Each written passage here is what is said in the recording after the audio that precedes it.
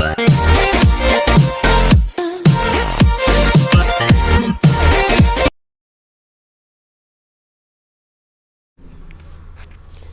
Everyone, welcome to our channel PKP. आज की class में डिस्कस किया जाएगा आपका इलेक्ट्रिक फ्लक्स यानी कि वैद्युत फ्लक्स और वैद्युत द्विध्रुव, जहाँ से आपके न्यूमेरिकल पोर्शंस भी बनते हैं। बस दो ही फार्मूला है जिन्हें आपने समझना है और दो ही थ्योरी है, ठीक है। इसके बाद आपका जैसे कूलम्ब लॉ हो गया, वैद्युत द्विध्रुव हो गया, वैद्युत क्षेत्र की तीव्रता हो गई, वैद्युत फ्लक्स हो गया, वैद्युत विभव हो गया और वैद्युत आवेश हो गया। तो इन सब पर आपका न्यूमेरिकल कराया जाएगा और आप मैं उम्मीद करूँगी कि जितनी ये थ्योरी सेशन अभी तक हुई हैं आप इनकी एक प्रॉपर नोट्स बना लिए होंगे, ठीक है। सो वैद्युत फ्लक्स क्या होता है, इसे हम देखते हैं। वैद्युत क्षेत्र में स्थित किसी पृष्ठ से संबंध वैद्युत फ्लक्स उस पृष्ठ में होकर गुजरने वाली बल रेखाओं की माप है। तो वैद्युत फ्लक्स क्या है, बल रेखाओं की माप है, ठीक है। यानी कि उस वैद्युत क्षेत्र में, किस वैद्युत क्षेत्र में, वैद्युत क्षेत्र क्या है, जहाँ पर आवेश का फ्लो होता है यानी कि आवेश फ्लो का प्रभाव होता है, वो क्या कहलाता है, वैद्युत क्षेत्र कहलाता है, ठीक है। तो वैद्युत क्षेत्र में स्थित किसी भी पृष्ठ पर वैद्युत फ्लक्स उस पृष्ठ में से होकर गुजरने वाली बल रेखाओं की माप है। जैसे यहाँ आपको दिख रहा है ये है वैद्युत क्षेत्र।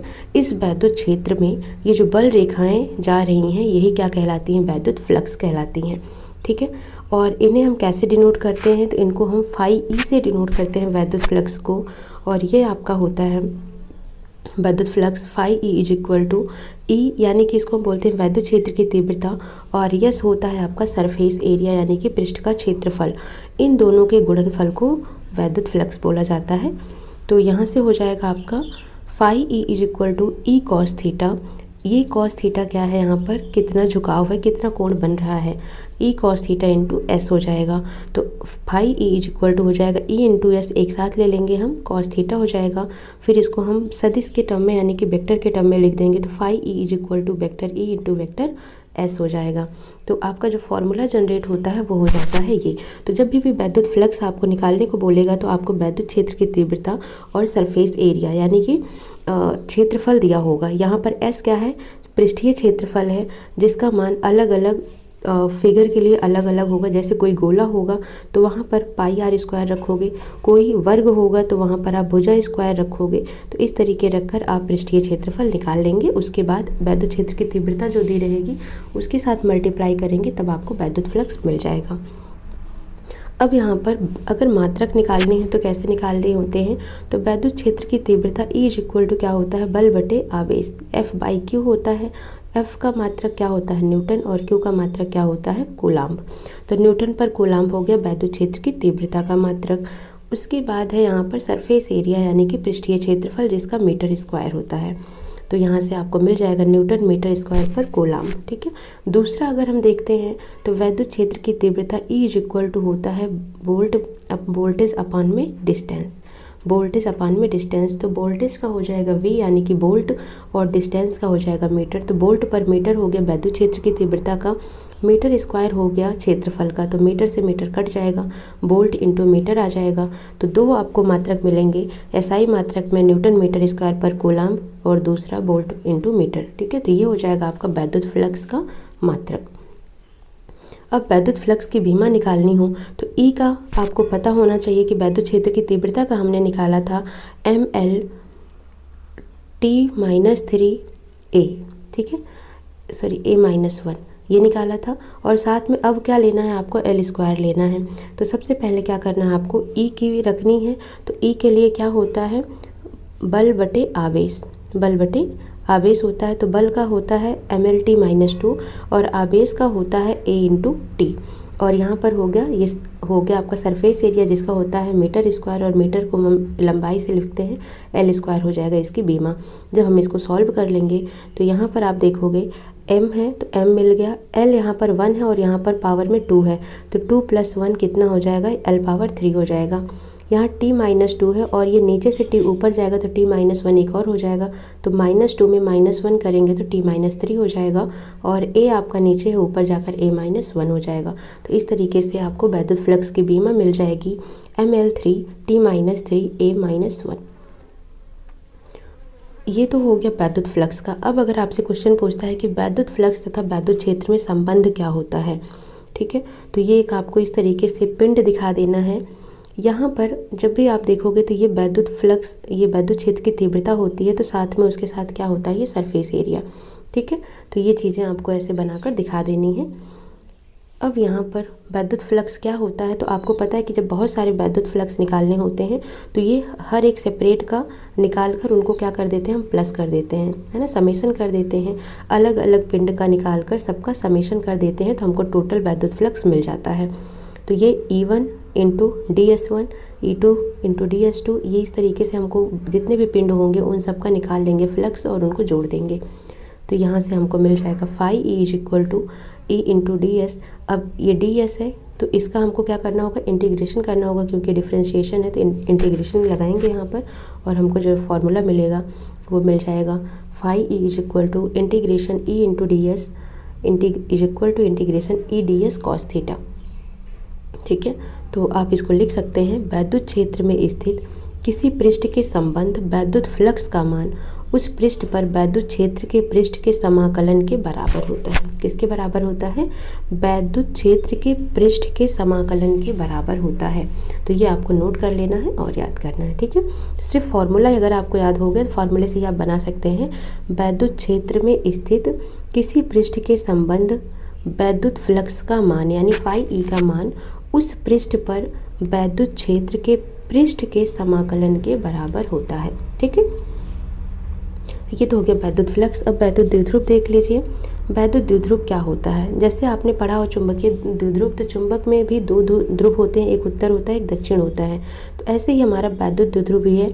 इसमें एक निकाय है जिसमें परिमाण होते हैं, जैसे आवेश होगा Q होगा, लेकिन बस इनके ध्रुव बदले होंगे, एक प्लस Q हो सकता है एक माइनस Q हो सकता है, इनकी प्रकृति बदली हो सकती है बस, ठीक है। तो वैद्युत द्विध्रुव वह निकाय है जिसमें दो समान परिमाण तथा विपरीत प्रकृति के आवेश एक दूसरे से अलग दूरी पर स्थित होते हैं या अल्प दूरी पर यानी थोड़ी दूरी पर स्थित होते हैं।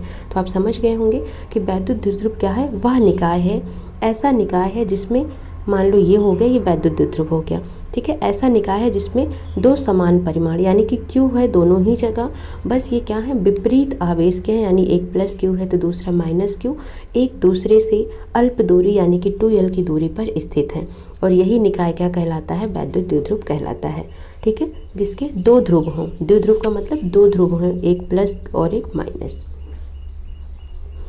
वैद्युत द्विध्रुव आघूर्ण क्या होता है, किसी वैद्युत द्विध्रुव का वैद्युत द्विध्रुव आघूर्ण एक सदिश राशि होती है जिसका परिमाण एक आवेश के परिमाण तथा दोनों आवेशों की दूरी के गुणनफल के बराबर होता है। तो जब भी आपसे पूछा जाए द्विध्रुव आघूर्ण का फॉर्मूला क्या होता है, इसे हम P से डिनोट करते हैं, तो P इज इक्वल टू हो जाएगा, इनका जो आवेश है, आवेश का परिमाण क्या है, Q है, और इनके बीच की दूरी कितनी है, 2L है, इन दोनों के गुणनफल को बोलते हैं वैद्युत द्विध्रुव आघूर्ण, ठीक है। तो वैद्युत द्विध्रुव आघूर्ण का परिणाम हो जाएगा, परिमाण हो जाएगा P is equal to Q into 2L, आवेश गुणे दूरी, ये फॉर्मूला मिल जाएगा आपको। तो जब भी वैद्युत द्विध्रुव आघूर्ण पूछा जाएगा आप याद रखना, आवेश गुणे दूरी, ठीक है, आवेश गुणे दूरी ये होता है, और आवेश कितना है, Q हो गया, और दूरी कितनी हो गई, 2L हो गई, ये लेना है आपको, ठीक है, ये फॉर्मूला मिल जाता है। इसकी दिशा द्विध्रुव की अक्ष के अनुदिश ऋण आवेश से धन आवेश की ओर होती है, ठीक है, हमेशा ऋण से धन की आवेश की ओर इनकी दिशा होती है। और ये आपको फॉर्मूला मिल गया। SI मात्रक निकालने को बोला जाएगा तो Q क्या होता है, कोलाम्ब होता है, और लंबाई है तो क्या होगा, मीटर होगा, तो मात्रक हो जाएगा कोलाम्ब इंटू मीटर। विमीय सूत्र क्या हो जाएगा इसका, कोलाम्ब का और मीटर का, है ना। तो आपको विमीय सूत्र इसका लिखना होगा, तो मीटर का क्या होता है, L होता है, और आवेश का क्या हो जाएगा, T इंटू A, क्योंकि आवेश पता है आपको धारा गुणे समय होती है, और धारा का A होता है, समय का T होता है, तो LTA, ये आप ऐसे लिखेंगे। जब भी बीमा लिखते हैं तो आप इसको लिखेंगे ऐसे करके LTA, ठीक है। तो ये हो जाएगा आपका। इसका दूसरा मात्रक होता है डिबाई, याद रखना है, डिबाई इसका मात्रक होता है किसका, वैद्युत द्विध्रुव आघूर्ण का, और एक डिबाई बराबर होता है 3.3 इंटू 10⁻³ कोलाम्ब मीटर, ठीक है। तो नोट कर लेना है ये सब। अब आता है वैद्युत द्विध्रुव के कारण उत्पन्न वैद्युत क्षेत्र की तीव्रता, किसके कारण, यानी कि वैद्युत द्विध्रुव के कारण, P के कारण जो वैद्युत क्षेत्र की तीव्रता उत्पन्न होती है वो कैसे निकालना होता है। तो यहाँ पर हमें लेना है दो ऑब्जेक्ट, एक हो गया A, ठीक है, यहाँ पर आवेश है और एक ये हो गया O। अब यहाँ पर तो ये माइनस क्यू हो गया, ये प्लस क्यू हो गया और इनका बीच का सेंटर हो गया ये O। इनके बीच की दूरी हो गई 2l, ठीक है, इनके बीच की दूरी हो गई 2l। तो सिंपल से एक प्लस क्यू लेना है, ये माइनस क्यू ले लिया, ये प्लस क्यू ले लिया, इनके बीच की दूरी हो गई 2l। ये a लिख दिया आपने, ये b लिख दिया, बीच में सेंटर हो गया O हो गया, ठीक है। अब यहाँ से यहाँ की डिस्टेंस हमने क्या ले ली l और यहाँ से यहाँ की क्या ले ली l, तो दोनों मिलाकर कितना मिल गया हमको 2l मिल गया, ठीक है। ये इतना आपको समझ आ गया होगा।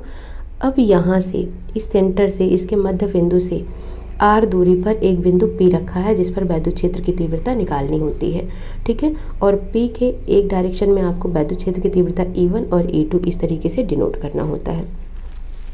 जब वैद्युत क्षेत्र की तीव्रता निकालते हैं तो E इज इक्वल टू होता है आपका F/Q होता है, पता है आपका, है ना। और F की वैल्यू कितनी होती है 1/4 pi epsilon not Q1 Q2 upon r², ये होता है। और अपान में हम क्या लिखेंगे, Q की वैल्यू लिख देंगे इस तरीके से। तो E इज इक्वल टू क्या आ जाता था हमारा 1/4 pi epsilon not Q upon r², यही होता था Q अपान r²।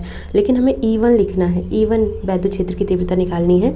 और यहाँ पर ये जल के लिए या फिर किसी भी माध्यम के लिए हो सकता है, तो हम K भी लेंगे यहाँ पर, परावैद्युतांक is equal to 1/4 pi epsilon naught K हो गया इंटू Q, आवेश हो गया Q, परिमाण लेते हैं अपॉन में r²। तो यहाँ पर जब हम E1 के लिए देखते हैं तो B से, ये हमारा B है, B से A की ओर, B से A की ओर, ठीक है। तो जब B से A की ओर देखोगे तो टोटल डिस्टेंस कितनी है, R है ये, ठीक है। R में से अगर हम L निकाल देंगे, R माइनस L का होल स्क्वायर कर दो, यानी कि अब डिस्टेंस क्या हो गई, E1 के लिए डिस्टेंस क्या हो जाएगी, R में से अगर हम L निकाल देते हैं तो हमको E1 की डिस्टेंस मिल जाएगी। तो E1 का हो गया Q अपान R माइनस L², ठीक है। ऐसे ही अगर हम E2 के लिए निकालेंगे तो ये हो जाएगा R से A की ओर, ठीक है, सॉरी B से A की ओर। अब यहाँ पर क्या करना है आपको, देखो एक तो ये R हो गया और ये पूरा यहाँ तक का पूरा डिस्टेंस लेना है। तो अब पूरे डिस्टेंस में E2 के लिए अगर हम देखते हैं तो हमको यहाँ से यहाँ तक R भी मिल रहा है और प्लस ये वाला L भी मिल रहा है, ठीक है। तो हमको कितना मिल जाएगा R प्लस L का स्क्वायर, क्योंकि डिस्टेंस अब कितनी हो गई, R प्लस L हो गई। और नीचे क्या होता है, डिस्टेंस का स्क्वायर होता है। तो दूरी हो गई R प्लस L, इसका स्क्वायर कर दिया, ऊपर हो गया आवेश। तो E1 और E2 दोनों आपको इस तरीके से लिखना है, समझ आ गया होगा। E1 हमारा क्या हो गया, यहाँ से यहाँ तक की दूरी हो गई। तो R में से हमको क्या करना है, L निकाल देना है, ठीक है। R में से L निकाल देना है तो हमको मिल जाएगा R माइनस L का स्क्वायर। E1 E2 मिल गया। तो परिणामी जब हमको वैद्युत क्षेत्र की तीव्रता निकालनी होती है तो E इज इक्वल टू होता है E1 माइनस E2। तो E1 और E2 की वैल्यू रखते हैं अब। तो E1 की वैल्यू थी हमारी 1/4 pi epsilon naught K into Q अपान R माइनस L²। और Q2 की E2 की वैल्यू थी 1/4 pi epsilon naught K into Q अपान R प्लस L²। यही तो था, दोनों वैल्यू हमने रख दी, ठीक है, दोनों वैल्यू रख दी। अब दोनों में कॉमन क्या है, देखो 1/4 पाई एप्सिलॉन नॉट यहाँ भी है, 1/4 pi epsilon not into K यहाँ भी है, और ऊपर K यहाँ पर भी है, यहाँ पर भी है। तो हमें क्या करना है, दोनों जगह से Q और नीचे 4 पाई एप्सिलॉन नॉट K हमको कॉमन कर लेना है। तो जब हम कॉमन कर लेंगे, यहाँ से इन पॉइंट्स को कॉमन कर लेंगे तो क्या बचेगा, तो फर्स्ट आप E1 में देखेंगे तो E1 में आपको 1/R माइनस L का स्क्वायर बचेगा, यहाँ पर 1/R प्लस L का स्क्वायर बचेगा। और क्योंकि यहाँ बीच में माइनस साइन है तो ये माइनस हो जाएगा। अब इनको सॉल्व कर लेते हैं तो ये हो जाएगा Q/4 पाई एप्सिलॉन नॉट K। ये देखोगे आप एलसीएम लोगे तो R प्लस L² आ जाएगा इधर, R प्लस L² माइनस ये चला जाएगा क्रॉस मल्टीप्लाई होके, R माइनस L² ऊपर आ गया और नीचे हो गया R माइनस L का square into R plus L का स्क्वायर, ठीक है, ये हो गया।